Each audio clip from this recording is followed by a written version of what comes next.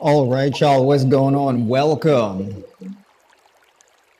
Folks, I need a little bit of help from the folks tuning in at home. Put a one in the chat if you can hear me clearly. All right. Make sure we got the audio, all the sound stuff sorted out.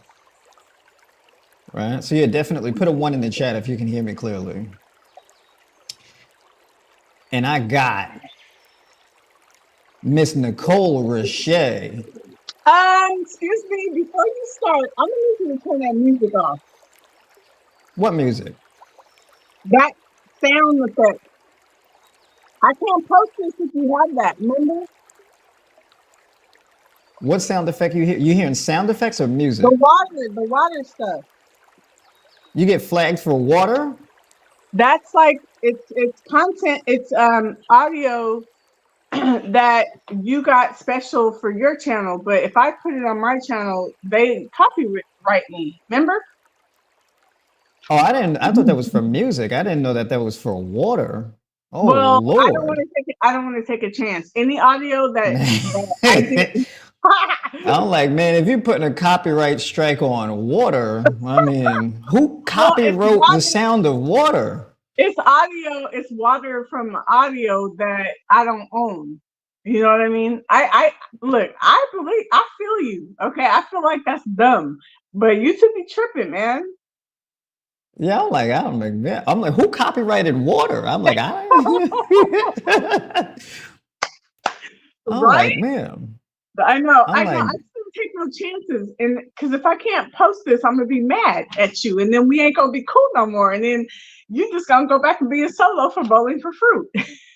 oh man, she's threatening me. I'm being threatened over water sounds. You see what capitalism does to us? You see how it breaks people up? We're gonna be fighting over people copyrighting water. Right? That's Look at funny. that.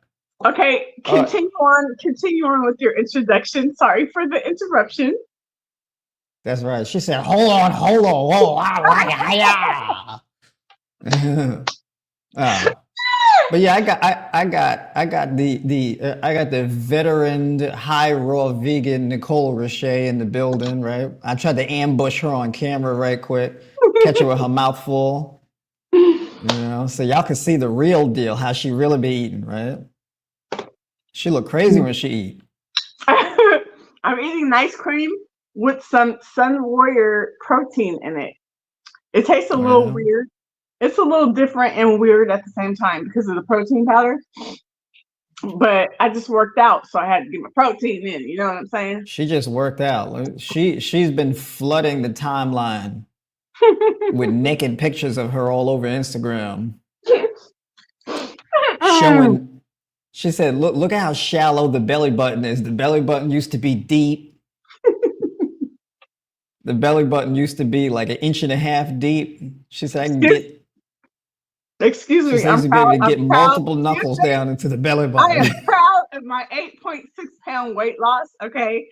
It has been very tough because I'm in menopause now and I lost 8.5 pounds. And a dress I couldn't zip up. I could zip up now, and some pants I couldn't button. I couldn't even get the flap to touch the buttons in June. And now I can button it up in 10 seconds. So I'm very proud. So yes, I was flaunting. Plus, I turned 50, so I was flaunting on my birthday for this whole week. I've been posting pictures and videos because I'm still fabulous at 50. You feel me? That's right. There you go. You heard All right. So me? we got the ones in the chat. Do we sound it like we're at equal volume, or does she sound louder than me, or do I sound louder than her? What's going on? Let me know in the chat. So I had Yeah. to ditch my old audio setup because I was having problems with the mic I'm what they call an audiophile, right? Right. So I get a little obsessive about the sound. Well, you should be, because that's what will deter people. Like if you got jacked up sound, if it's all choppy and whatever, people will not want to watch the video. So you should be the way you are. That's right. You have every So, right to be. we got to make sure that the sound is It's On point. crisp. Mm-hmm. And Nicole is loud, right? She's loud and brown, right? So if we got to turn down her sound, you know what I'm saying? Let me know. I am loud. I'm loud. I'm very a little bit crazy, and it's the plant-based diet, man. It just makes me this way. Nah, I'm just kidding. I've always been like this, even before plant-basedism. I'm just Right, she crazy got and that loud, huh? melanated and loud. So Put I got that my in favorite combination here. grapes. We got pineapple and grapes. Okay. Mm. Is the pineapple sweet? Mm-hmm. Mm-hmm. Mm. Mm-hmm. That's yummy. Mm-hmm. And I have a concoction. This is an ice cream. I have 3 frozen bananas, 1 cup of frozen strawberries, 1 serving of Sunwarrior collagen building protein, and a tablespoon of peanut butter. I just like to add Mm-hmm. peanut butter to it. So I have a nice, let me see how much protein this meal is because I just put it in Chronometer. Hold on. Keep talking while I figure this out. That's right. She sounds like she eats Sun Warrior with her nice cream. That's right. She got that muscular, powerful sound. What the heck does that mean? Dang, you trying to say I sound like a man? No. That's how you get the strong the strong audio. You know what I'm I'm saying? very You need that strong. protein I to can lift to the power 200. that voice. I can lift a 240-pound man on my back and run. She had to. Okay, this was before I was married because my husband is not 240. But there was this guy that I used to kick it with, and he was 240. And this was before I was plant based. I just have strong legs. Okay. Anyway, he's 240 pounds. Okay. I put that sucker on my back and ran. So real I quick, got, y'all, I got strong legs. we got to talk about we need confessions in the chat. Who was crashing out Thanksgiving and just eating whatever? Who was bombing out on their Ah, diet ah. over the holiday? We got to Yeah. put a W in the matter of fact, no. Put an L in the chat if you was crashing out in Thanksgiving. Right, you just was eating reckless on during the Thanksgiving holiday. Not me.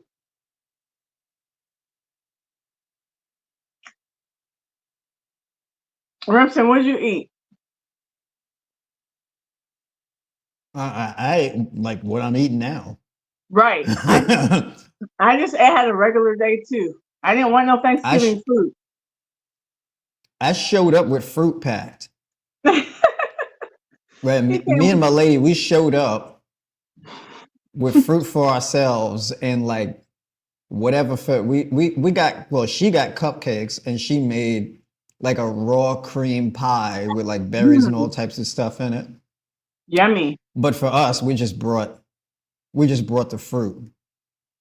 We, I we heard just that we just packed fruit. he came straight Mm-hmm. with a fruit tray. I heard that. Mm-hmm. So people's like, "Oh, what do you eat Thanksgiving?" I said, "I eat the same way on Thanksgiving that I eat every day." You know what What I you had? said? Go ahead. That's what Ontario said. You was crashing out. You was bombing out on your diet, right? Who else? Sharon said, "Not me." The sister is trying to fix. Is trying to fix what? Oh, LPA? What trying to fix LPA? What's LPA? yeah. What is that? Let me tell You gonna you. share I with? Uh-huh. I ate, I had a regular day of eating. I went live on Thanksgiving, showing what I had for lunch, and I made on my live. I had just a tofu salad, air fried tofu salad with some tahini dressing I make, and then I cut up some potato. I cut up 1 potato and made some air fried. What do you call it? I made some French fries basically in the air fryer and with barbecue sauce. That was what I had for my meal, if you will. I didn't gain any weight for Thanksgiving because I've been trying to recover from my birthday weekend. I gained some water sodium weight over my birthday trip. So I almost have all of it. I gained 5.5 pounds in 5 days. It's just water sodium weight, but I lost 4 of it already, 4.5 of it. So Thanksgiving, Hmm. I made sure that I didn't eat too much because I'm still trying to get the birthday off. I got 1 more pound of water weight to get off. Oh, okay, got you. So lipoprotein A. Got you. All right. What? Lipoprotein? Yeah, What's so that? LPA, lipoprotein A. So basically she's trying to get her cholesterol right. Okay. I hear you. You said it's a genetic issue. Got you. Now, Ontario, you say it's not just you. You know, you got some people in the chat, they don't want to come clean. Right? They look that, you know, you ask them if they crashed out over Thanksgiving, they got that mind your business energy going on. Uh-huh. It's first Thanksgiving that I didn't eat traditional soul food. Felt good the next day too. There you go. Yeah, me Big shout out to too. Natasha. Yeah. I Hmm. felt so good the next day. I felt like skipping There we go. Yeah, because I ate absolutely. light. Let me tell you, because I know, right? So basically, you know, we folks will not be booking their weekly calls with me because Oops. they know they about to act up. So they're like, I'm not gonna get on the call and talk to Remsen knowing Because I'm about to do what I'm about to go do. I don't want to tell you the truth. All right. So you got folks, you know, so the calendar be looking a little dry the couple weeks before Thanksgiving, and then people start rolling on in there after the holiday. Hmm. Hey, what's going on? You got time? Hey, I want to talk. I got to get back on track. It's some get back on track conversation. I got to get back on track, right? Mm-hmm. Dang it. Because I ate enough on my birthday trip for the next year. You I said you was drank going a in. John Veggie Green said you said smoothie. you drink a veggie smoothie on Thanksgiving. You had more than just veggies in it. What else did you have in it? Veggie A smoothie. pre-planned sin. Yeah, I'm trying to that's right. understand that. Yeah, we got to know what else you put in there besides the veggies in the smoothie. So one of the things I wanted Hmm. to talk about, I want to lead with this, right? Sorry. One of the things I wanted to lead with, look at you. See, you put too much food in your mouth. It's just she's trying to get through it. You see? Um, what Spilling do all we out. do? What do we do with winter? What do we do with the season now? Right? Like each season is meant for a particular type of work. And so, you know, we're in this fall is one of those seasons where if you didn't get it in the summer, fall is like a wash, right? Fall basically is the time where you kind of just reassess and you ride out your highs and successes from the summer and you fall off the wagon a little bit and then winter sets in and it's just like, all right, well, how do we plan for the next year and how do we put in the work for the next year, right? So winter is a great opportunity to really do some back end work to get things right. Right? Yep. Oh, you said I had pineapple in the smoothie to make it taste good. Oh, okay. All right. Well, yeah, because them bitter greens, man, that's Yeah. rough. No. Right? Mm-mm. I'm a sugar addict. I can't do. I gotta have an abundance of sugar in there. Hmm. So I got pineapple and grapes here. I'm a shoot. And you know what's beautiful is that when you eat pineapples and grapes together, you eat some pineapple and then you eat some grapes and then you go back and forth because the grapes are way sweeter than the pineapple because grapes are typically a bit higher in the glycemic index than pineapple is. So if you eat like a bunch of grapes and then you eat pineapple, the pineapple tastes even more mild. So it's good to mix it up.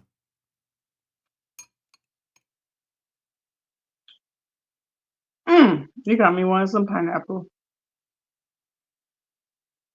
So the winter season in particular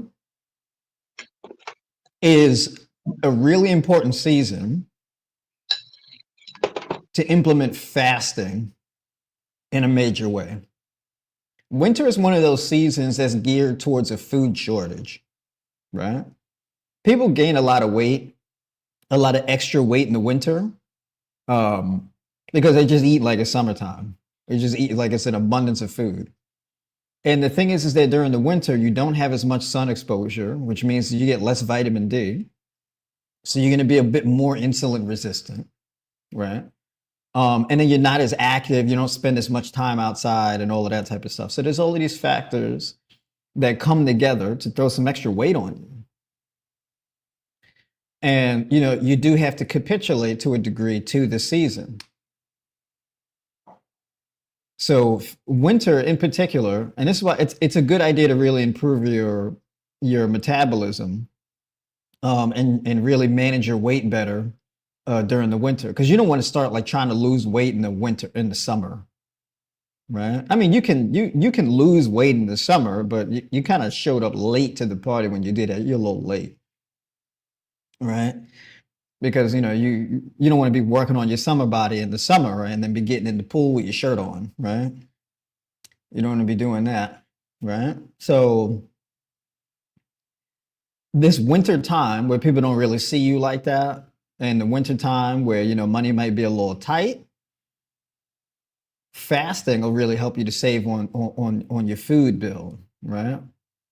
As far as the amount of money you pay on food, right? So in particular, I'm fruiting it up all year round as much as possible, right? But you should have your fallback, because sometimes, even with the convenience of grocery stores, we don't really have the ability to get the fruits that we want to get, or because it just don't have it like that, right? Sometimes, things don't really come through like that. You may get kiwis, and the kiwis are just super hard, like stones, for the next 3 weeks. You get some avocados. The avocados are like super hard. They're like brick hard for 2 weeks. So if your foods, you get some, like I got a honeydew. I got a honeydew like 2 weeks ago. That thing is still, that thing is still hard as a rock right now. So what do you do when you get all your normal fruit and they're all hard, right? The bananas be all green sometimes. The bananas be all starchy and stiff and green. The cantaloupe and the honeydew all hard and whatnot. Everything's just all Yeah, bricked up, right? I don't like this season for fruit. Sometimes it's a little rough. Sometimes it's good, but sometimes it's a little rough, right? So the thing is like, all right, well, what do we do? So you have a fallback. So in particular, and the reason why I'm more high raw, I'm not like dogmatically full raw, is because you can't always do it, right? There's a time and place. But in this season in particular, getting into your soups and stews, right? So I want to talk a little bit more about soups and stews and porridges and things like that, right? So, um, I'm a big fan of, let's say, red lentil soup, and I ate a lot of like red lentils at one time, right? So in particular, what I like to do is I'll get like a cup of red lentils, like a measuring cup. You measure it dry and put it in a mason jar and put a sprouting lid on top and let it soak for about 24 hours or so in water. And that's to really soften them up and make it so that it reduces the cooking time also, right? So, that neutralizes, any excess phytic acid, lectins, and things like that, so they're more digestible. And then you boil them when you're ready to eat them. You boil them for a few minutes. It don't take very long, right? We're looking at like a boiling time of like 5 minutes on a low heat, right? Low heat, very low heat. Just boil them for a few minutes, right? Just to soften them up a little bit. And then after you do that, you throw them in the blender, right? You throw them in the blender with your seasonings. You can put in whatever, garlic, onion powder, curry. You can add coconut milk if you want. If you're doing like a coconut curry or something like that, you add tomato sauce, whatever kind of seasonings you want to add, nutritional yeast, all that type of stuff, and you puree it in the blender, right? And then you can add water for consistency and things like that. You can make several of those. So you can just have mason jars filled with like your lentils. You could do this with split peas, right? You could do this with chickpeas, whatever the case is, right? So you have like this, you make it into like a sauce when you puree it. When it's time to make your meal, you take that mason jar, you take the lid off, you pour it into the pot, and then you can add diced mushrooms, you can add pumpkin seed kernels, you can add leafy green vegetables, chopped and diced, all of that type of stuff with your sauce and everything like that, right? With the lentil sauce or the split peas, whatever you did, you pour it in there and you kind of mix everything in and you put it on low heat just to warm it up. You don't really need to cook things down really much like that. You just want to warm it up a little bit. And then you can add, if you want to increase the seasoning, you can as well. So you can add more seasonings and things like that. And you season to taste. And you just let it warm up a little bit, low heat. Like everything kind of just, I'm not really a big fan of cooking anything with high heat, right? And so you do that, and that's where you get in your mushrooms and you get in your leafy green vegetables and, a variety of different nuts and seeds, and you can throw in carrots, things like that. You can throw in potatoes, right? You could do potatoes as well. So you could do like chopped russet potatoes or sweet potatoes or whatever the case is and do that. Boom, you're good, right? And you can make a big pot. And if you make a big pot, you can make like, it could be 2 servings. So you make this split, so you make the big pot and you can get like glass containers and you can get glass containers that are like 32 ounces or 48 ounces or something like that, like a decent size. And you split your servings up in between the different containers, whether it be 2 or 3 or whatever the case is. And you can eat those throughout the day, right? And that's like a solid, well-crafted meal prep, right? So you have your mason jars with your pureed beans seasoned up or whatever, or pureed lentils or peas, whatever you made, ready to go. Mix in the pot, warm it up, boom, you're done, right?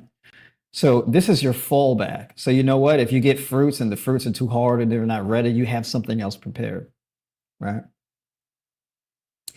You can also do this with like a butternut squash. So you can get like a butternut squash and you can bake them. So you bake the butternut squash and that softens it up. Bake them like sweet potato. And then you can puree the butternut squash and you can season that the same way. You add your seasonings and things like that as well, right? So you can make a butternut squash soup and have those in a mason jar, right? I'm a big fan of mason jars, right, for this. This is good, like good meal prep. So you can have like red lentil soup, split pea soup, and then butternut squash, right?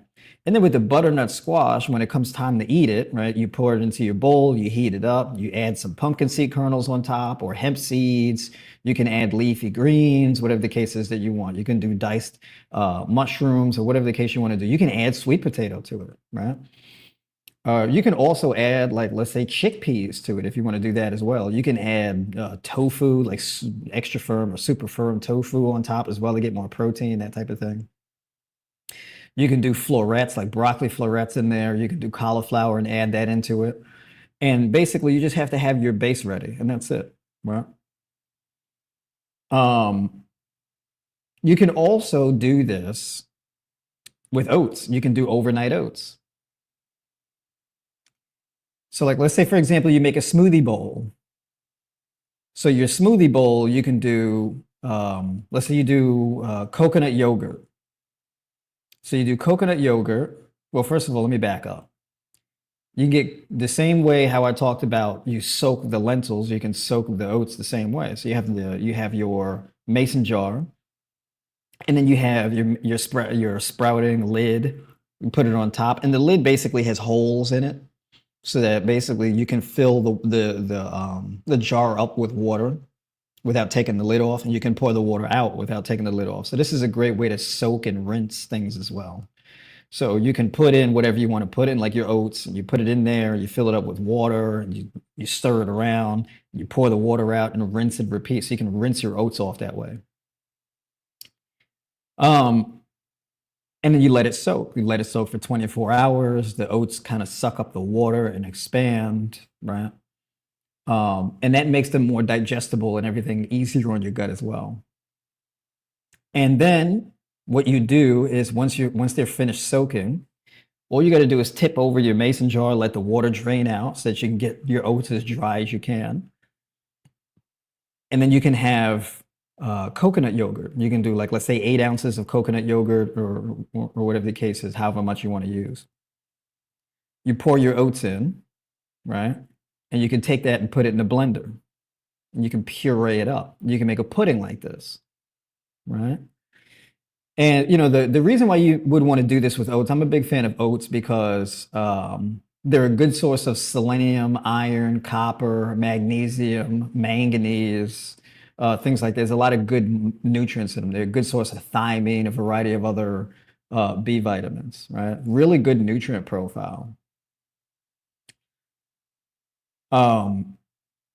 So yeah, you can puree that up in the blender. You can, and what I like to do is, you put your plant-based milk in or your coconut yogurt in, you put your oats in, you can add hemp seeds. I like adding hemp seeds because it's a good source of omega-3 essential fatty acids. It's a really good source of protein, magnesium, manganese, a lot of good minerals and things like that. So I'll do like either 3 tablespoons or a quarter cup or whatever the case is. And I'll throw that in there. You can also throw in like cashew butter or almond butter or powdered peanuts. You can throw in cinnamon, pinch of nutmeg, things like that, right? If you want to do like a pumpkin spice flavor or something like that, you can do that. You can add in a little agave for a sweetener, right? Or date syrup or monk fruit, whatever the case you want to do as a sweetener. You can also add blueberries. Right? So you can make like a blueberry smoothie bowl.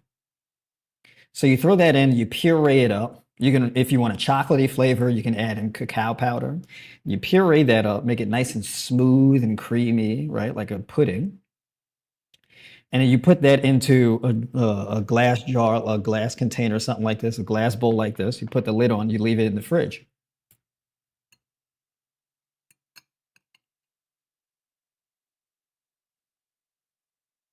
As it sits in the fridge, it solidifies over time, gets more of a solid texture. And then to enhance the meal even more, you can add sliced strawberries on top. You can add strawberry slices. You can add sunflower seed kernels. You can sprinkle flax meal or flax seeds on top. You can add different things to it. Right? You can add kiwis if you want as well. You can add mango slices, different things like that, right? Peaches, whatever you want to do. And that's like a good breakfast routine. So let's say in the morning, you have that coconut smoothie bowl, right? With the oats as the base. Because if it's just like coconut yogurt, it could be a little watery and whatnot. So you can add a little bit more firmness by adding more of that soluble fiber from the oats, right, as a base. You can also do this if you don't want to add oats, you can add flax meal. Because when you soak flax meal, it takes on this gelatinous texture because the soluble fiber becomes like a gel a little bit, right? And so that can help to solidify or create more of a pudding texture as well, right? And you can also add chia seeds. So you can do like a chia pudding. You can do like a quarter cup of flaxseed meal, or you can do a quarter cup of chia seeds, or you could do half and half of both, right? However much of a consistency you want. The flax seeds and the chia seeds are really good sources of magnesium, manganese, insoluble fiber, omega-3 essential fatty acids, iron, B vitamins, all of this type of stuff. Really good nutrient profile. The only difference is the seeds are a bit more or higher in fat, where the oats are more so carbohydrate based. So the reason why this is relevant is because according to how you structure your diet plan and how much carbohydrates and how much fat you want to have in your diet, that would determine which one you want to use. So if I'm making a diet plan and I calculate the calories and macros beforehand, and then what I'll do is whatever the carbohydrates and macros shape out to, that would determine whether I use the oats for the recipe, or I use the flax or chia seeds for the recipe, right? So how much fat do I want in the plan? How much carbohydrates do I want in the plan? That kind of thing, right? So that's more like of an individualized, kind of personalized decision you would have to make in putting together your diet plan. One thing I got to talk about too, because what I like to do is with chickpeas, you can get about like 9 or 12 ounces of chickpeas, put that in the blender, tomato sauce, taco seasoning, nutritional yeast, a little curry powder, cumin. You can put in cilantro or parsley. You can add a little garlic powder as well, cayenne pepper, a little chili powder, smoked paprika, and sea salt. And you puree that up, right? You can add in bell peppers also, or whatever kind of peppers you want to add. You can add in raw onion as well. When you puree this up in the blender with the chickpeas, right? You add water for consistency. And that is how you make like people are a big fan of like my taco salad. So those are the seasonings I use for the taco salad. But you can do like a taco flavored chickpea sauce. Yummy. And what you can do is you can use that sauce and put it over salads. So if you want to have a salad and a bunch of leafy greens, like let's say you want to do a salad and it's like 5 or 7 ounces or so of chopped tender leafy green vegetables, and then you add in like cashews, hemp seeds. You can add in pumpkin seed kernels, sunflower seed kernels. You can add in diced cucumber, diced bell pepper, diced onion, things like that, right? And then you put that sauce, that chickpea sauce, over the top, and use that as like a sauce to like a what do you call it? Like a dressing over your salad, right? And then you add avocado slices on top. And if you really want to be extra funky with it, you can add lime juice, right? He said extra funky. Mm-hmm.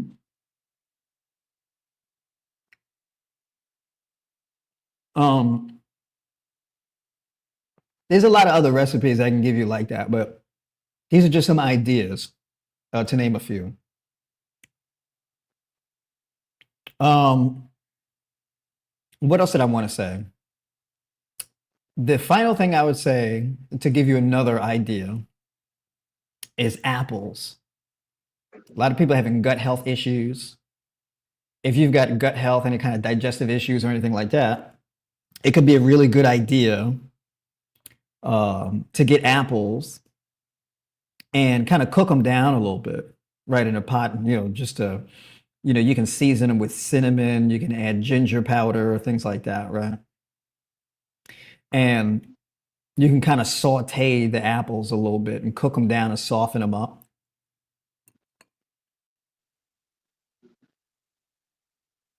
And that can be like a good gut health food that you add to your day as well in order to improve digestion, things like that. Right? So think about it kind of like apple pie or something like that. It's kind of like apple pie minus the pie. Right? So you can get, and the cool thing about it too is like, let's say in your diet plan, you wanted to get in like 12 ounces of apples, right? It's a lot of apple.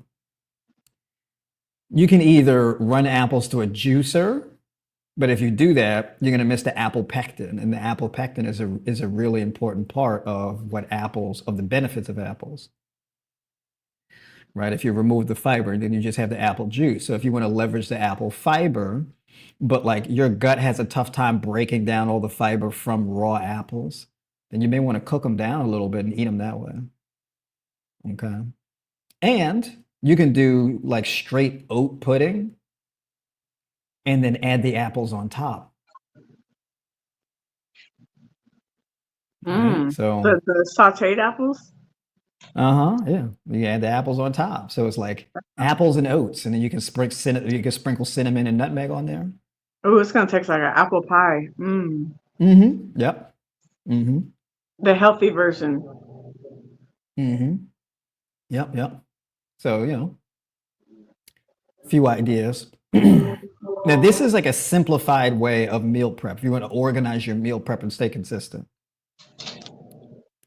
Do you think that it's okay to every time I try to say, okay, this is what I'm gonna eat this week, I'm gonna eat this, but my breakfast is always the same pretty much. But my lunch and dinners change up a little bit, give or take a few recipes and ingredients. But is it okay to do that? Or should you eat the same thing every day? You don't have to eat the same thing every day, but generally speaking, your diet should have like a pattern, right? Hmm. Like it shouldn't be one day is like, I don't know, like all types of dietary fat and bread and stuff. And then the next day or the next few days, it's like raw. And then another day, it's like fried foods and whatever. And Hmm. then another day, it's like soups and stews. There should be some kind of pattern where your macros and whatnot should be pretty consistent. So either every day can be very similar in nutrient profile, or you have two macronutrient profiles that you alternate, like an A-B split, right? In my opinion, that tends to those two options are like the things that produce the best results. Because in order to create like a human adaptation, there has to be a certain level of predictability to your strategy. It's hard for the human body to adapt to constantly changing behavior, right? Hmm. So, like for example, you'll have people who they eat crazy, they overeat, they basically poison their gut with all kind of wild, crazy food that they shouldn't be eating. Then they feel bad about it and they feel terrible. So then they do like a 3 day fast. And then after the 3 day fast, they capitulate to food cravings and they go back to eating normally again. And then all the weight they lost in the fast, it comes right back. Right. And they're like, I don't understand what happened. And it's like, well, yeah, because you're all over the place. You're doing these wild, massive swings. Right. So your body can't really, adapt to that in a healthy kind of way. Hmm. Mm. Yeah, I'm taking questions too. So leave your questions in the Did you comments. see Southside Paul had a question? Are you still here, Southside Paul? And I just wanted to say thank you to, I don't know if she's still on here, who said that? Natasha Bonnet. Let me just read the comment she wrote. Nicole, you look so fabulous for your birthday. Happy 50th. You look like you're in your early 30s. If you're still on here, girl, thank you. Thank you, child. Mm-hmm. All right. Mm-hmm. But Southside Paul has a question. Did you see it on the bottom? Throw it up on the screen. Throw it up, I throw it tried to up. go full. I tried to go fully raw, but I keep going to the restroom every hour to urinate. I'm afraid to lose all the water in my body. Is frequent urination normal on a raw diet? Hmm. So that's actually a very good question, right? Let me get to that first part. Let me see that first part again. Urine reference. Yeah. So basically, if you're eating a raw diet that's like more of a fruit-based diet, it's not likely that you're going to be losing all your water because you're eating your water. Now, depending on what happens is, let's say you have low adrenal function, right? Like you have low adrenal function, some type of adrenal fatigue or adrenal burnout. What could happen is if your adrenal function is low, your kidney function can also be low. So that would trap a lot of toxins in your body, right? And what happens is if you trap a lot of toxins in your body will hold on to extra water weight. It will increase your fat stores in order to have somewhere to park the toxins that it can't get rid of, right? When you eat like a raw diet, like a fruit-based diet,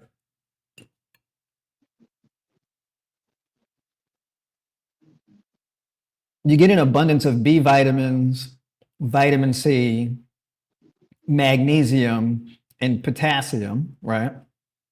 this provides like a strong electric charge for your body that can wake up your adrenal glands.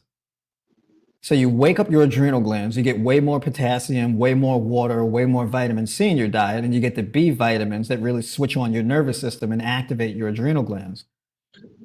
Now, what happens is when you upregulate your adrenal function, this turns on your kidneys. So your kidneys get dialed up. As a result, your kidneys start producing more urine and start filtering out more toxins. And being that you're getting more electrolytes through your diet, you'll have a stronger energy balance. So the frequent urination thing is often a sign that your body is getting rid of or eliminating a lot of toxins. Some people, they're stuck sitting on the bowl and they're just taking dumps, right? Wow, right? They're just Dumps opening up of their colon, is just getting hydrated and filled up, and bam, right? And they're crushing it on the bowl, right? And then some people, they're just standing over the bowl all day, right? Just draining them kidneys out. So it affects people in different ways, but that could be what you're talking about. But it's a thing that happens in the beginning, but it's not like yeah. a perpetual thing, right? So as you detoxify your body and you lose the extra edema and then your hormones and whatnot regulate out, then you'll get more to a normal level of urination. You're eating them high watery fruits, so it's just flushing you out, you know. Mm-hmm. I feel Mm-hmm. like it's a good thing. I feel like, when I'm going on like fully raw or something, and if I'm urinating a lot more than normal, which I already pee a lot anyway, but I feel like it feels good to me. It feels like I'm just flushing out everything that needs to get out, Mm-hmm. especially when the bowels increase, the bowel movement. Now that's what I really love. Sorry, TMI. Mm-hmm. Mm-hmm. Getting I aired mean, out. I'm already regular, okay, but sometimes it can go up a notch, and that Mm-hmm. I love it. Yeah. You're going to step on Phew. that scale and be 2 pounds lighter after you get up off the bowl. Ooh, we got some questions coming through. Thank you guys for joining today. Hi, Southern Vegan Eats. Hey, girl. Hey, girl. Hey, that's my girl. And I ended up with loose skin. Huh? How do I deal with loose, saggy skin after losing weight on a raw diet? Wait a minute. I'm gonna call you out. You skipped two. Go up Hold on, two. hold on, hold on. Are you going Yeah, backwards? because I don't know, because I just answered his question, so I saw more from him, so that's why I brought it up. Oh, okay. I'm gonna get to everybody. I'm here. We get into it. Yeah, as I'm far as the sorry. loose skin thing, if you lose weight really quickly, you detoxify your body, you drop weight real quickly, Oh it yeah. takes a while for the skin to snap back, but it does over time, right? Um, Now, it depends on what you do after you lose the weight, right? So what happens is, let's say after you do the whole fruit-based thing and you drop a ton of weight and whatnot, when you start training, when you start sleeping well, and you stay on a balanced diet, of course, it could be high raw or fully raw, whatever the case is. But is when I say balance, meaning you have a full vitamin and mineral profile and you're making sure that you're getting enough of the amino acids that you need in order to produce more collagen to help your skin snap back, then over time, your skin will tighten up, right? But the snapback doesn't really happen in parallel at the same rate as the weight loss, right? Because you'll lose weight really quickly if the reason for the weight retention is just having a lot of toxicity built up in your body, right? If you got a lot of toxicity in your body, well, then that's what will cause that buildup, right? So it's different for everybody, and it also depends on the quality of your skin before you lost the weight as well. And it's like lifting weights and stuff really good too to build some muscle to kind of fill in that sagging skin as well. Mm-hmm. Yeah, because when you're building muscle, the training increases blood flow to the skin, as well as the actual muscle tissue that lies underneath it as well. So that extra blood flow sent to the skin helps with the repair and the snapback, right? Let me see here. Big Sip What's up, is Big running Sis? better is running better than lifting weights to lose weight because when I was lifting, I wasn't losing much at all. Huh? Well, so Hmm. basically, lifting weights is best for building muscle. Running is best for improving cardiovascular health and Mhm. oxygen efficiency. Neither one is necessarily better than the other specifically for losing weight. Right? The training that you do can help you lose weight, but you shouldn't train to lose weight. If you really want to lose weight, you have to address the reasons why you've gained the weight, right? Or with the weight loss. People gain body fat primarily because there's excess glucose and fat saturating the bloodstream, and it needs to be parked somewhere if it can't be excreted from the body, right? So if there's something that is in your bloodstream, it can only accumulate but so much in your bloodstream before your body responds with the synthesis of new fat cells or increasing the storage of that extra material inside your fat cells. If you exercise, what happens is you use the extra energy, like if it's extra blood sugar and things like that, or fats, what happens is exercise will cause your body to utilize more glucose. Therefore, your blood sugar declines. With fat, it's a bit different, right? Because your body doesn't really use fat for energy necessarily. But when your body uses glucose for energy, your body replaces that fuel with fat. So fat starts to get converted into a usable form of energy on the back end, right? So then over time, you end up having less fat stored inside your bloodstream, right? So then so basically there's that. Your body primarily uses fat to synthesize new hormones, enzymes, lipoproteins, things of this nature, right?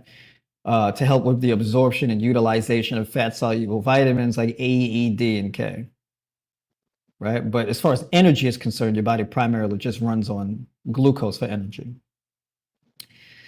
The only time your body really utilizes fat for energy is when you're deep into a fast and your body is in that zone of ketosis, right? Where your blood sugar is just low enough to really ramp up lipolysis, which is basically fat metabolism.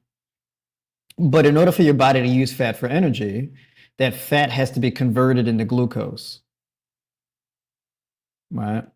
So what happens is in order to drop body fat, your body basically just finds fat wherever it can and oxidizes that fat and converts it into glucose, right? So that's essentially how that is. If you're not really losing, if you lose more weight doing the cardio than you do the weightlifting, it really depends. So, for example, if you're running, chances are your heart rate is going to be higher for longer while running. If you're weightlifting, that's not really going to be the case, right? Your caloric burn, if you run for an hour straight, your caloric burn is going to be higher during an hour long run than it would be for weightlifting. So the fuel utilization is different. So if the running is more demanding on your body than the weightlifting, because the weightlifting it's a bit easier to modulate your energy usage. Because in weightlifting, you do a set and then you stop, right? So if I'm a guy and I'm doing a bench press, my heart rate ain't going that high from me bench pressing.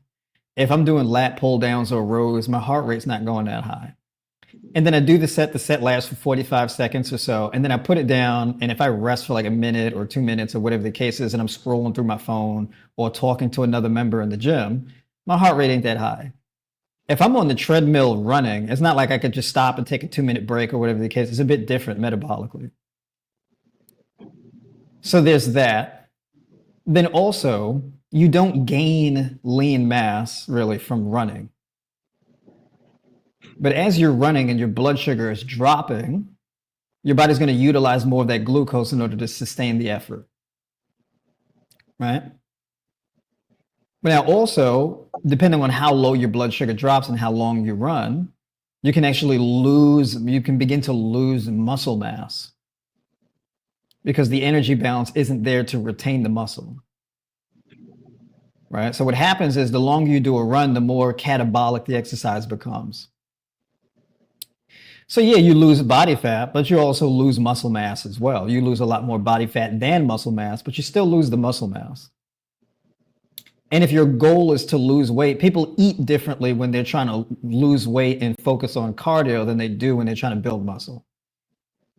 When people are just doing cardio and trying to lose weight, they'll do way more juicing, they'll drink way more water, they'll eat way more salads and fruits and things like that.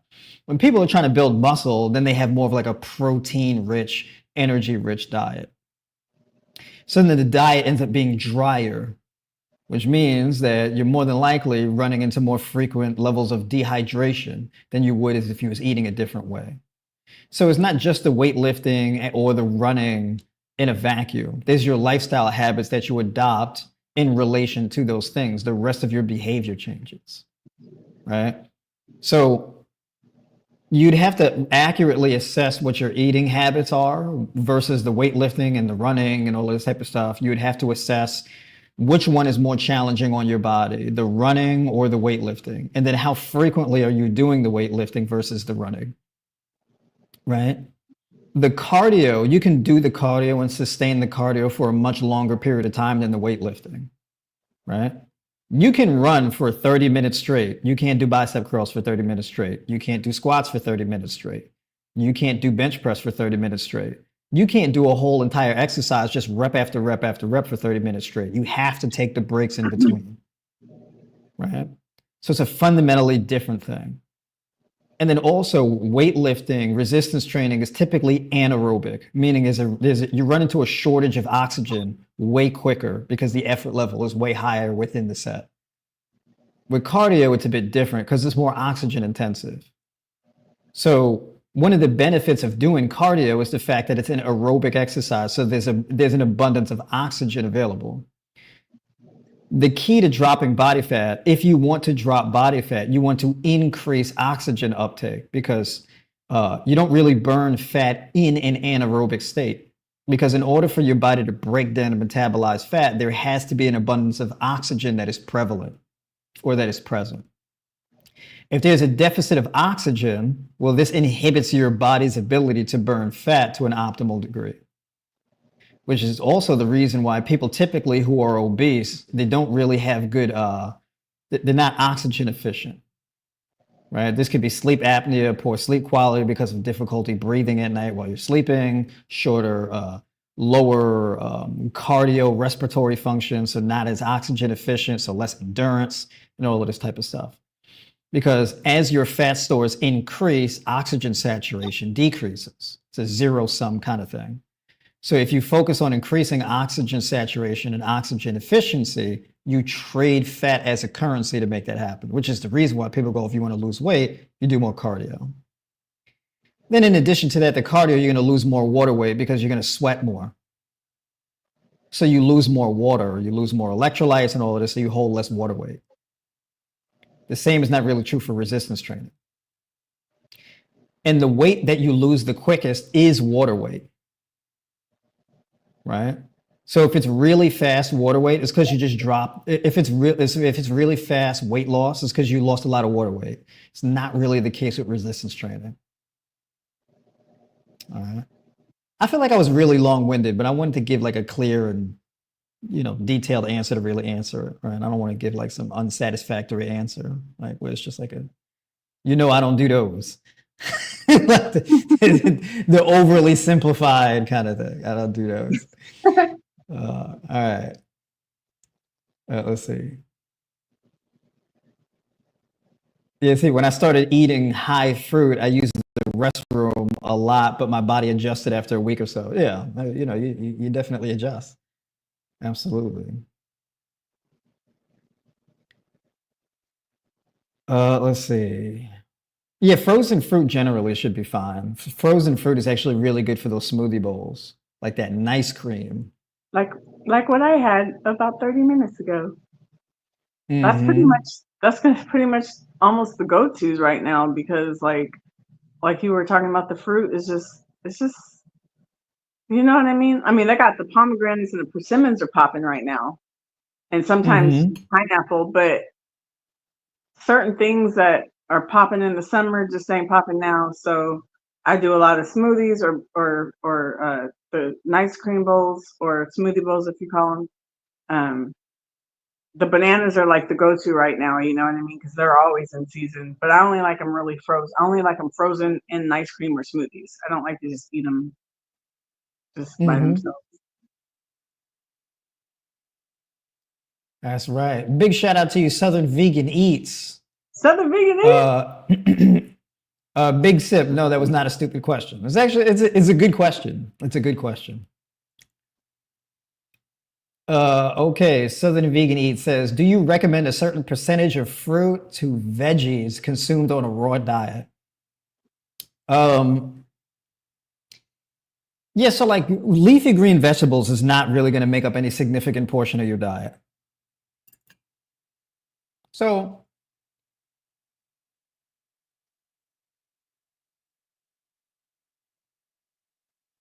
when I make a diet plan personally, for the most part, the amount of leafy greens that I put in a diet plan on a daily basis would be anywhere from like 5 to maybe 16 ounces of greens, but it's usually like in between 5 and 7. The leafy greens are great up until a point, right? But you don't need a whole lot. Whereas fruit, I mean, you can eat, first of all, I mean, within one meal, you eat fruit. You could eat like 2, 3, or even 4 pounds of fruit in one meal versus leafy greens, it's like barely a half pound.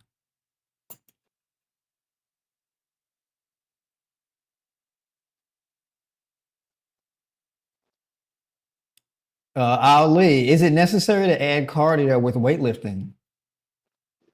Yeah, so basically you should do both, right? I don't think it should be an either or when it comes to cardio. But what the difference maker is how much cardio you do and what type of cardio you're doing.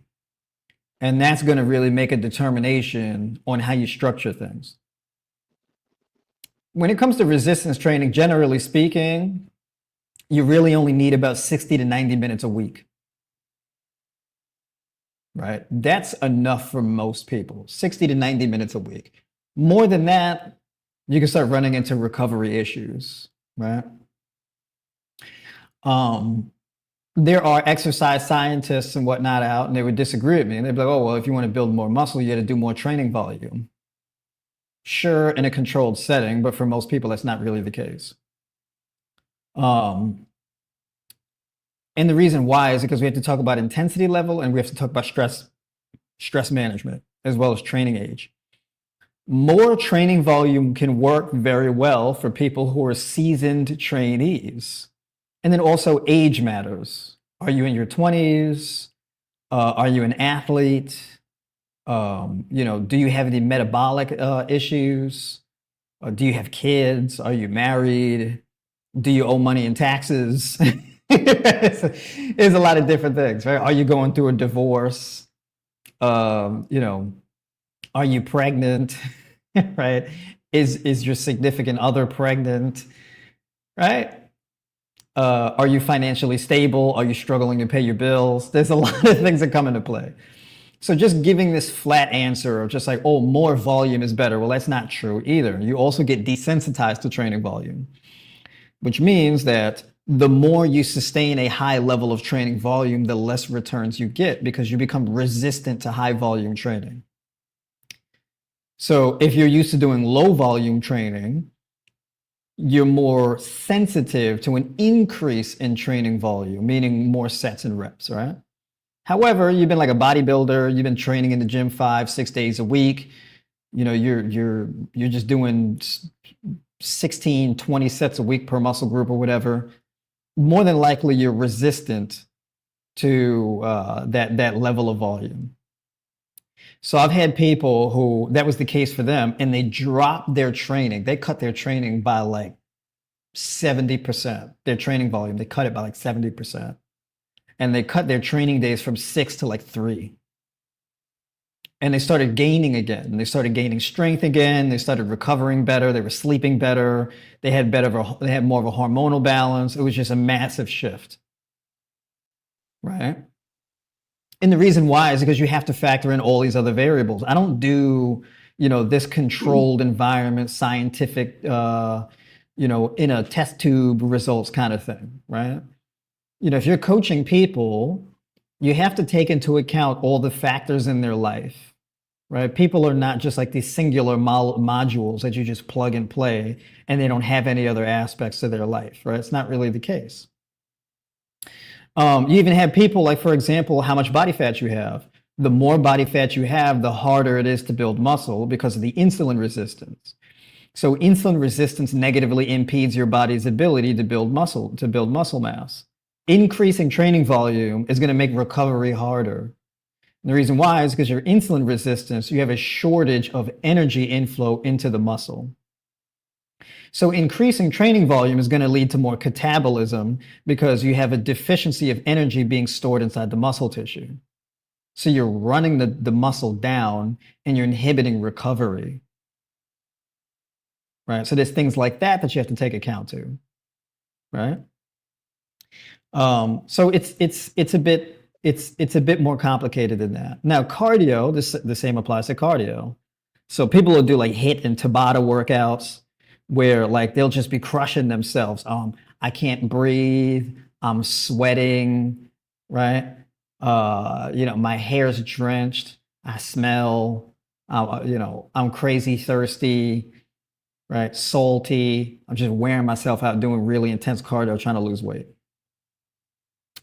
That is a massive stressor that a lot of people can't handle. People with metabolic issues and they work out like that and they're doing those type of workouts all the time, it can even make it more difficult to lose the weight. So you work out really intense and hard doing all of this crazy cardio where you can barely breathe and you're training to the point where you're trying to keep your heart rate up, therefore you never really catch your breath, right? That lack of oxygen and pushing your energy system that hard is a massive stressor on your body, and that has hormonal implications.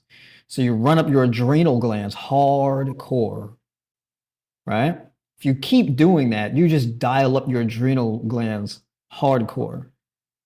You can actually put yourself into a state of perpetual anxiety if you do that, and it can destroy your sleep quality to the point you can't go to sleep at night.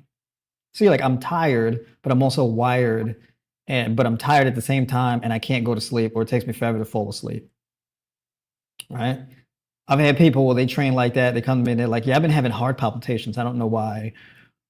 And, I'm like, well, yeah, because you're stressing your body out. Stress management is like a #1 priority when it comes to building muscle, improving endurance, losing weight, all that type of stuff. Stress management.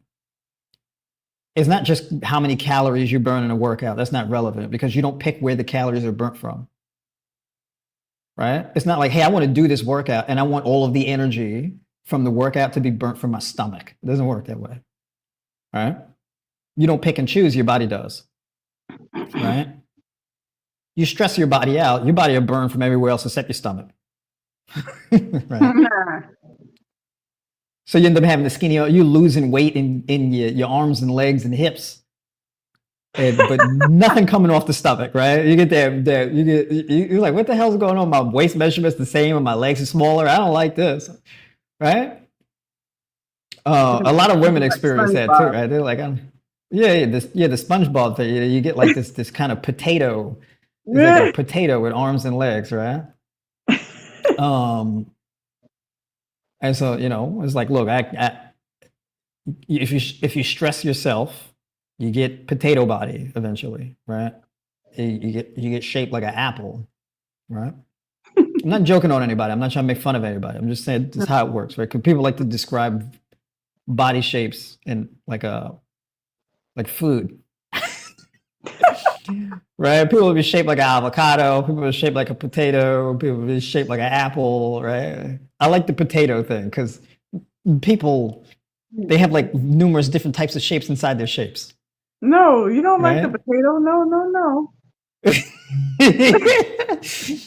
It's not like a smooth spherical kind of thing, right? It's a little No, lumpy. People we get don't a want little no lumpy. potato. We don't want no potato. We want Yeah, pear. yeah. No. You want pear shaped? I don't know if I you want. want. You want to be shaped like a pear. hmm But yeah, so that's Oh, I want to throw in what you were just talking about, the high intensity. That also, like for women in perimenopause and menopause, like, we grew up learning, oh, let's do the HIIT workouts, do all that to lose weight. But when you get into the stage, honey, you can't do all that HIIT anymore, the high intensity, because like he was saying, it's like it stresses the body more so, and it actually raises your cortisol, which can make you gain fat. So we can't do that HIIT stuff, at least not a lot of it anymore. We have to just focus on weights and like low impact cardio. Is do you agree? That's what I've been hearing a lot and reading a lot and learning a lot since I've been going through the change. I've been studying. Why are you laughing? because the I always love the space when people leave this, the two eyes and then the lips in the middle. That Oh, what is that? Oh, just is that cracks the me lip? up. Like, How come I can't see? I don't see lips. Is it because I don't have a Apple phone? I don't know. Maybe you got a janky phone. You got a I got because it. Android. Thank you very much, and my phone is just Oh, okay. fine. But it just looks like a symbol in the middle of the eyes, but it doesn't show lips. Oh man. Oh, uh-oh. Well, yeah, yeah. So, let's see what we got here. Yeah, I heard you talking about clean the body before building muscle on raw. Can you further break down the cleansing process and how long it takes? I'm already 5 weeks raw, but I eat bad food once a week. Yeah. So my whole thing is like this, right? So people are like, hey, I have a high body fat percentage, but I need to build muscle. Should I focus on dropping the body fat first or focus on building muscle first? And so my whole thing is, well, first of all, you got to prioritize the detoxification of your body. And the reason why is because you ain't really going to be able to build muscle to any significant degree, or drop body fat if you do not detoxify. Right? So you got you when I say detoxify, I mean like on a cellular level, right? And I mean detox your gut, and I mean detoxify your cells. So basically, with a raw diet, it's very rich in potassium, right? So what happens is this potassium electrically charges your bloodstream. So what happens is this alkalizes the body, and this signals to your cells to release toxins, right? And to take up more oxygen, because you have your blood is more electrically charged and energetic, which is a green light to your cells. So what happens is toxins will then leave your cells and enter your bloodstream. This is also one of the primary drivers for detox symptoms, because in order to detoxify, well, the toxins have to leave your cells and they hit your bloodstream and then get filtered through your kidneys. Right? So if you're real toxic, you can experience some weird issues. But as your cells are releasing toxins, they're taking up more oxygen, they're taking up more glucose, which is a key part of reversing insulin resistance in order to drop the weight in the first place. And then your body takes up your cells take up the antioxidants and things like that, vitamins, minerals, etc. So now your cells also end up having a longer shelf life. They live for longer. So what happens is as you remove all the waste buildup out of your body and alkalize your body, this is how you can really start losing the weight, and then that makes it easier to drop body fat. Now, whether you're trying to lose weight or you're trying to gain weight and build muscle, you should still be doing the resistance training, because resistance training isn't just for building muscle. It's also for training and improving your nervous system, increasing bone density, and detoxification. So when you're contracting and flexing muscles and all of this type of stuff, what happens is that increases the alkalinity in your body, right? And this actually kicks on your adrenal function. So as you work out and you train, your adrenal function upregulates, right? So you get more adrenal release, you get more norepinephrine, you get dopamine, endorphins, you get all these hormones, all these chemicals released, right? And your adrenal glands turn up, and then your cells release all types of toxins and whatnot, and then you go and you urinate, and all of this stuff starts flushing out of your body. If you don't exercise, you just can't leverage any of that stuff that would be happening. The resistance training is a unique thing because it increases blood flow. It's a way to force more oxygen into your body. It's a way to ramp up adrenal function, which increases electrical output in your body, which also kicks on your nervous system and helps to reset and stabilize your hormonal balance, right? And then also this helps to decongest your liver. So you end up having less fat and less sugar stored inside your liver. So now the toxins and the excess waste and stuff can start leaving your liver. So you detoxify your cells, your liver, you force expedite oxygen to your gut microbiome, right? And that has a positive benefit to your gut bacteria and all of this type of stuff, right? And then on top of that, you get a release or an uptick in something called brain-derived neurotrophic factor, right? And so this lights up your brain like a Christmas tree. It improves cognitive ability. It improves the creation of more motor neurons, so you get better at learning and all of this type of stuff. Improves your mood, increases focus, all this type of stuff happens.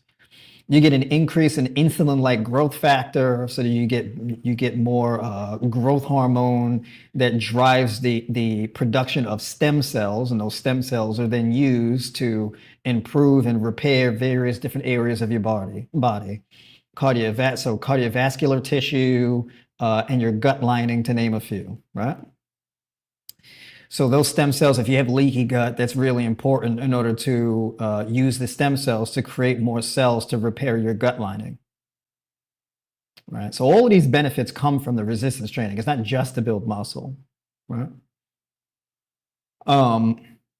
And all of that is needed to detoxify your body. Now, of course, if you're just crushing your body with all types of constant and aggressive resistance training, well, then it's not really going to have so much of a detoxifying effect because you're overdoing it. You're creating more stress in your body.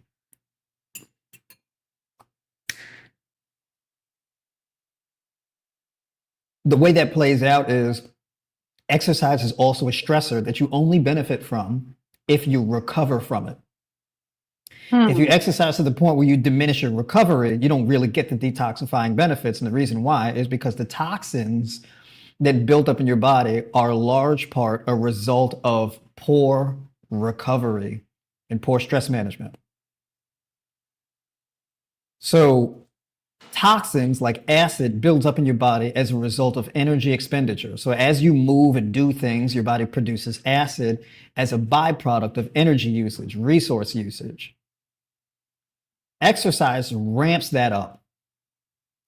So your body is built to counteract the acid production from intense training by alkalizing your body, by increasing oxygen uptake, right? And the release of glutathione, which is your body's natural antioxidant that it produces. So if you keep exercising and you inhibit your recovery, you don't get any of the benefits because you don't recover, right? So that's essentially how all that works out.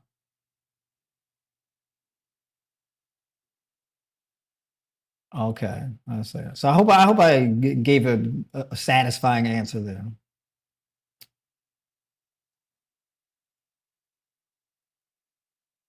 How does this help with skincare? I want to be handsome forever. It helps with skincare by improving blood flow to your skin. Right, the key is blood flow. Right, that's the idea behind like facial massages and stuff like that. Do you guys do consultations? I got so many questions. So basically, well, Nicole doesn't really do that, right? But I do. Right. So basically, I'll put actually, I should do that. I should put a link in the description of Excuse this me, I video. am a coach now. I have no, I'm just kidding. Oh, I'm I'm about to kidding. say, we got a new development going. Hold on. I mean, But I'm gonna lightweight. put a, I do be coaching lightweight. People be inboxing me all the time with all types of questions. I be giving people nuggets. You know, oh yeah. I just ain't getting paid. She said, look here. Look here, I'm gonna start charging. I'll tell you a little bit, but don't be asking me too much. Don't be asking me all kind of questions. Right, right. All right. So Yeah. what I'm gonna do, right quick, while I remember, because I don't even think I added it. Did I? I don't think I did. So I'm going to add a link, and I should have did that earlier. I was busy rushing. I was on calls today, but yes, I do consultation calls. I do coaching full time. So I help people. I put together diet and training plans and weekly coaching calls and all of that type of stuff, right? And I do that full time. So I'm about this life, helping people get on You track got with their that goals and life. get the results they want. I'm about that life. So let me get up in here. I'm gonna add a link to, oh, I already added it. Yeah, so there's a link in the description of this video, of this live stream. You can hit that link and you can book a call. You can sign up for the 12-week mentorship that I got going on. Or you can sign up for my free newsletter. You get notifications of streams and things like this. Somebody said I'm an assistant coach. Yeah, you guys hit him up. Mm-hmm. He can give you results. Mm-hmm. He's helped a lot. She said, what she says to the people in her inbox. She said, look, I appreciate your questions and all of that, but you're going to have to go to somebody else with that. Check out this guy. Yeah, sometimes I do. Sometimes if they're asking me a question I don't know, I'd be like, yo, hit up my boy Remsen. If it's something like That's right. meat, because you're the high raw vegan nutritionist, I'm just a person with experience. So I refer people that, the questions I don't know what they talking about. I'm sorry, I don't know. Hit up Remsen. But if it's something I can answer, I'll answer. I 14 years in the game, bro. 14 years plant-based, yo. So I got some experience. That's right. She was styling and flexing on the ground, running around bucket naked. I was not. I was in a bathing suit, bikini. Yeah, bathing suit. Dental floss. I was happy in my 8.6 pounds I lost. Okay. You don't understand the struggle it was in menopause. It took me 5.5 months to lose 8.6 pounds. Things are different. Sometimes it was because, I was backtracking, but sometimes it was just because my metabolism is different now and it takes a little slower. And I'm okay with that. I'm okay with it. And I still got some more work to do. I'm not done yet. That was just the beginning. Got some more fat on the back. Y'all got to go to her Instagram. Yeah, go check me out. She's on there. She's at some type of gala. And people had on gowns and suits and stuff. And she came up in there with a bikini on. You lying. What? The bikini stuff was not anything. That was separate. She had a video of her taking this lady drink out of her hand and drinking her drink. You lying. She said, I could do that because it's my 50th birthday. That'd be funny if I went to a gala, everybody's all dressed up and I'm in there. That would be funny. She took her shoes off to take that picture. No, I'm just playing. Y'all go follow me though at Plant-Based Nicole Richey, and also subscribe to my YouTube channel. I'm trying to grow my channel, trying to Yeah, don't do that. I need people to watch my stuff. Okay, I need more views, y'all. Support a sister. You see how we do? We need likes and views. Yes. This is what we do. We need likes and views. We do. Look at me. And I want comments too. I want to know you're watching. I want to know how you felt about the video. Don't just watch and ignore it. Say something. Say hi at least. John, I mean, goodness. But you know what? I be doing the same thing. I be watching videos and I don't say nothing or comment or nothing. I just watch them. But I'm different. Y'all need to comment on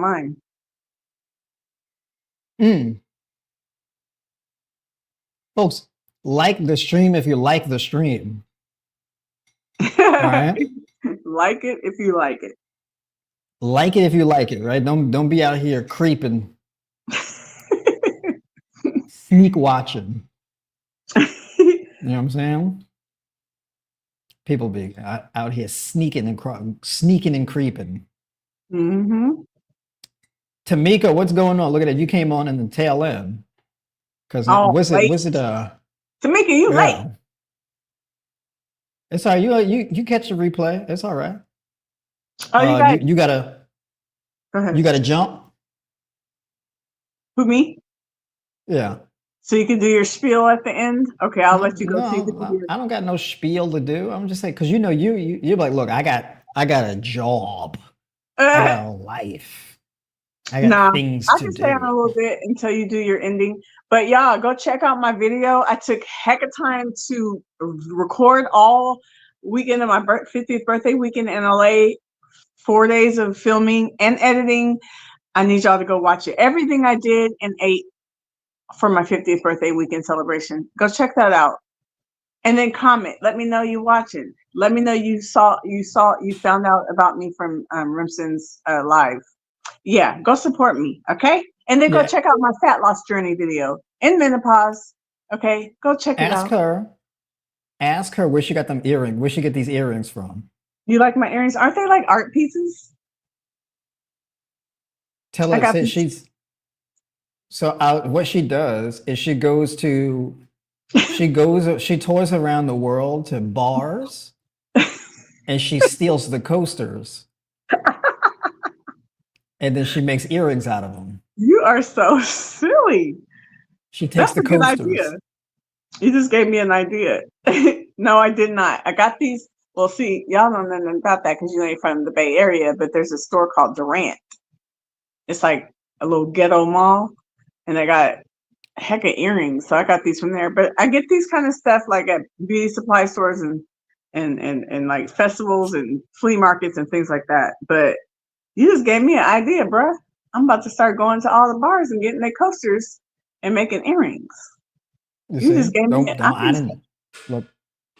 I don't want to be associated with nobody stealing stuff. All right, so you didn't get that from me. I'm not gonna steal I was it. just playing. I'm just gonna take it. I'm be like, yo, I'm taking these home. Yep. So she That's said, my I'm just gonna let them know I'm stealing. yeah, I'm gonna let them know I'm stealing. So that ain't really You stealing. That's see? just taking it. And you know how people do. They be like, you see these black people, look at she gonna go viral on the internet getting caught stealing coasters. So like you see, if you don't nail it down to the ground, they're gonna steal. You see? They're gonna have you on Fox News. They're gonna be talking about you on Fox News. The blacks. Crime is up. It's gonna call Nicole's bar earrings. Nicole's bar coaster earrings. That's right. Uh, hold on a second. What was that? huh?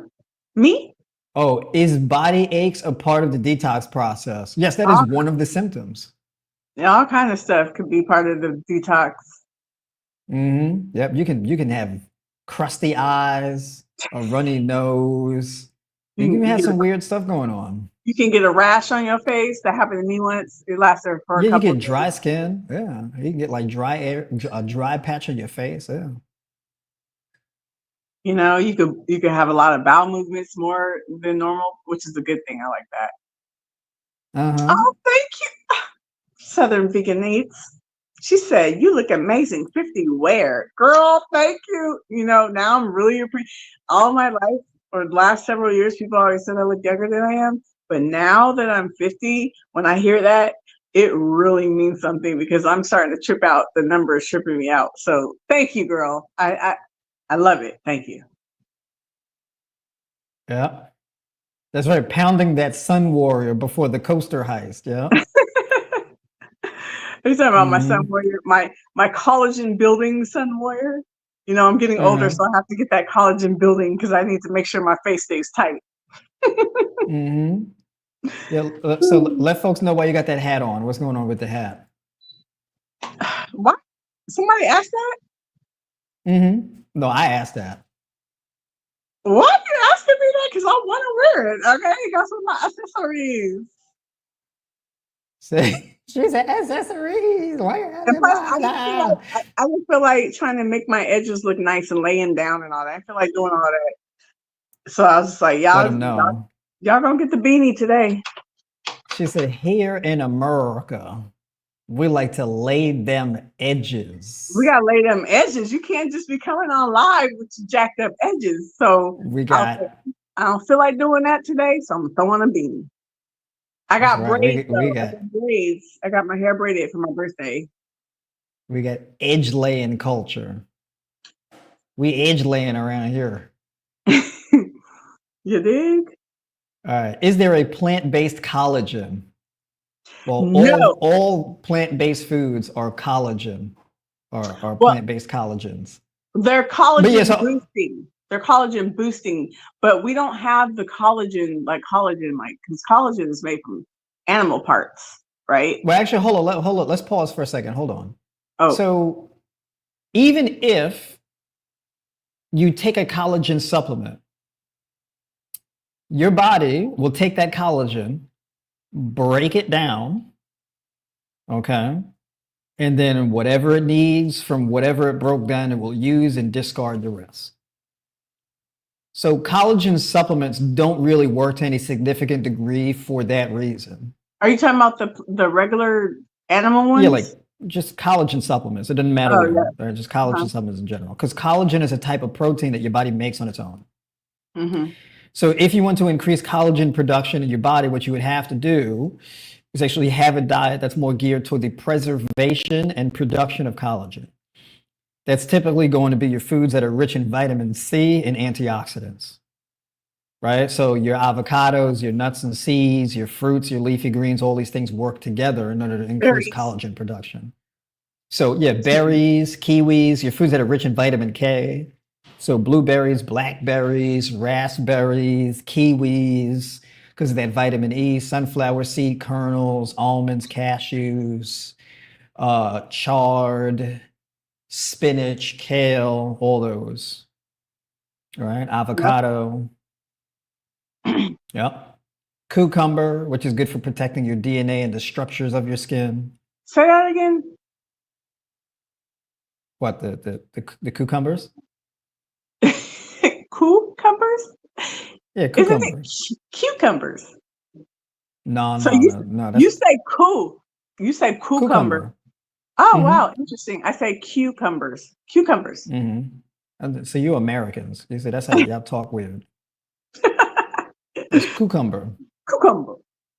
Yeah. Uh, yes, we have a very collagen boosting diet, but it doesn't hurt to add a little bit of extra collagen boosting in there, which is why I'm using the collagen building. I think I'm also just freaking out. The number is throwing me off 50. It's like, ah.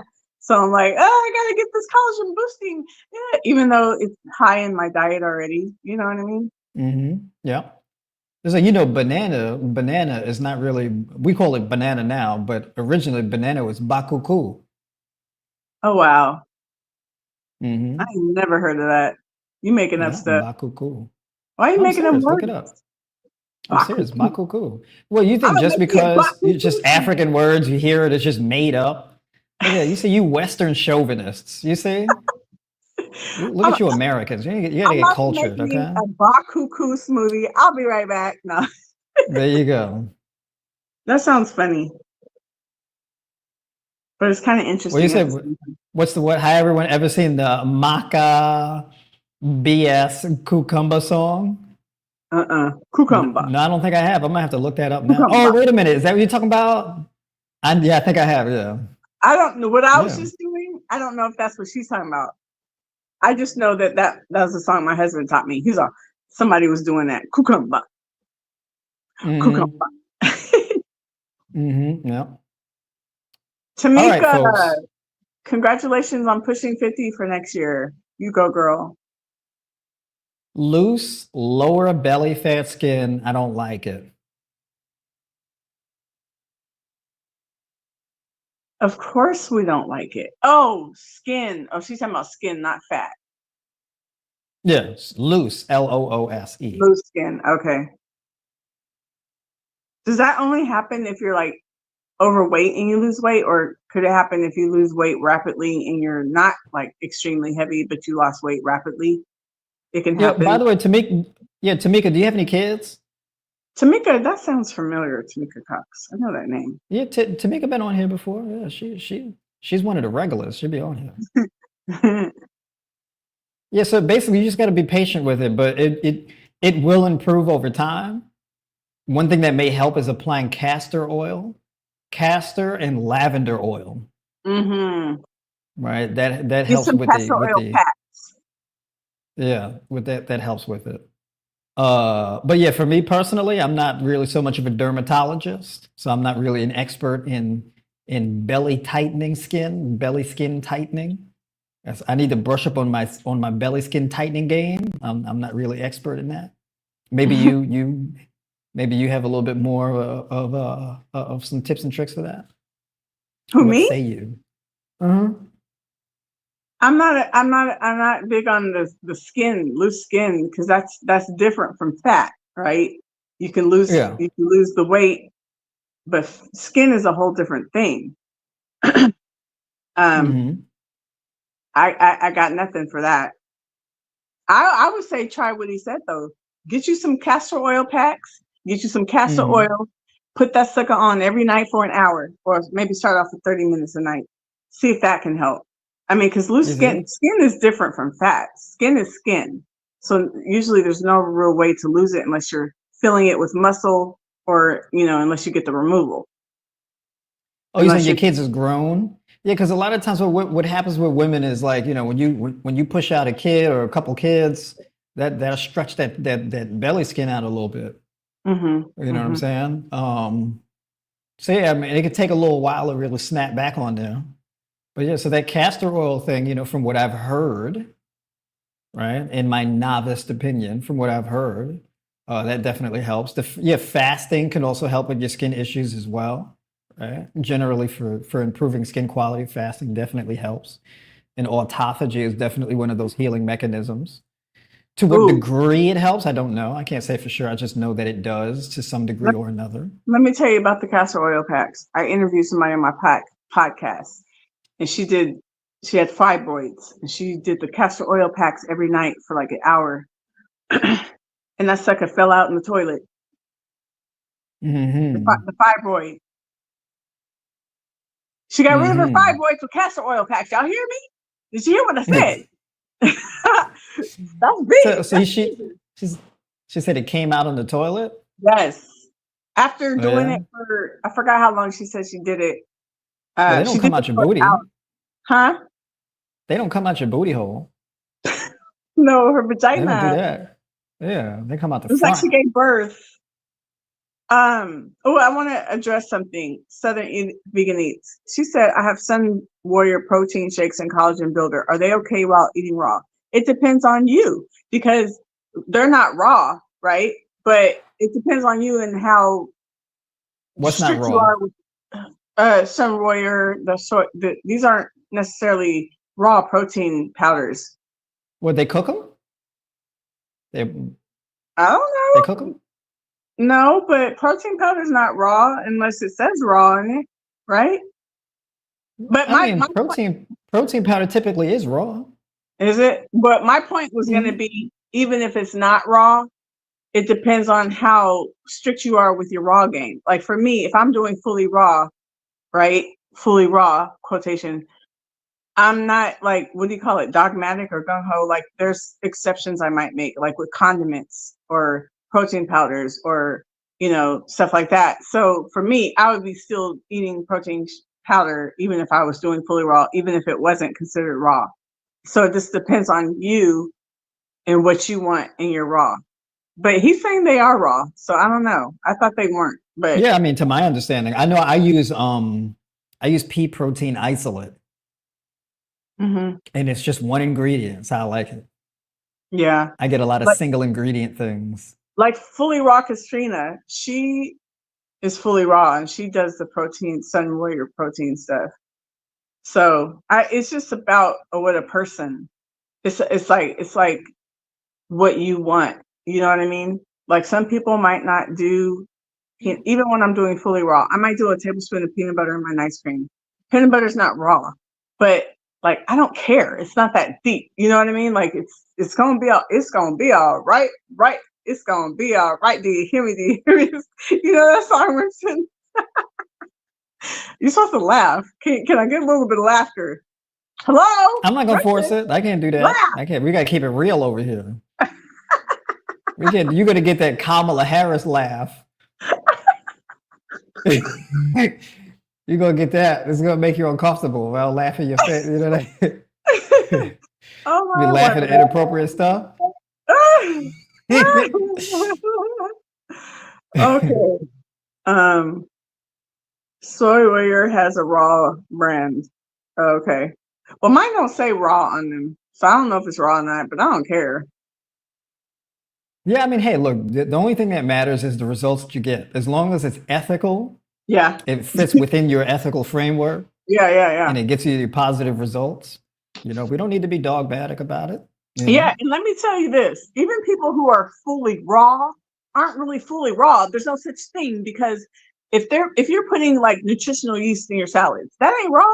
If you're putting, I don't What do know, you mean nutritional yeast isn't raw? Yes, it it's is. not raw. Yes, it is. They don't cook it. It's not raw. They cook it. I don't know. Now you got me. You want to argue with me about it? Yeah, My I'm like, what you mean? my my point is like, for instance, if I'm doing fully raw, I might do some sauces, right? Because the sauce is on a wrap. The sauce might not be raw technically, right? But it's like it's okay. It's not it's not that big of a deal. It's just like you're still doing pretty much everything else raw. So a few exceptions ain't gonna hurt is what my point is. Like even 100% raw, it ain't really 100% raw. Nothing is 100%. Oh, almond milk, for instance. I might put almond milk in my smoothies. That's not raw. It's not.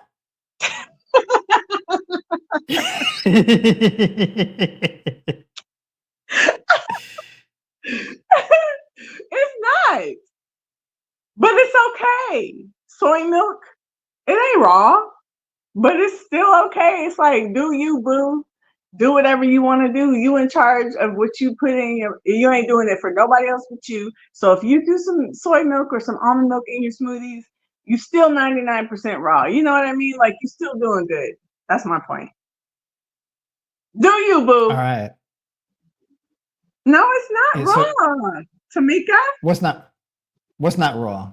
Because almonds aren't raw unless they're raw. And they don't use raw almonds to make almond milk. Yeah, no, yeah, they use raw almonds. No, they don't. Yeah, they do. Not Trader Joe's almond bread. It ain't raw. Really? Yeah, but it's They be okay. dry. They be dry roasting them, and then they make the milk out of them.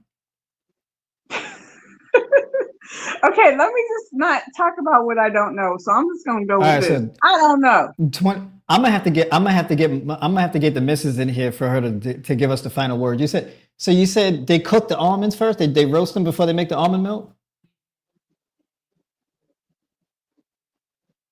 Well, they soak them in order for them to not be poisonous, right?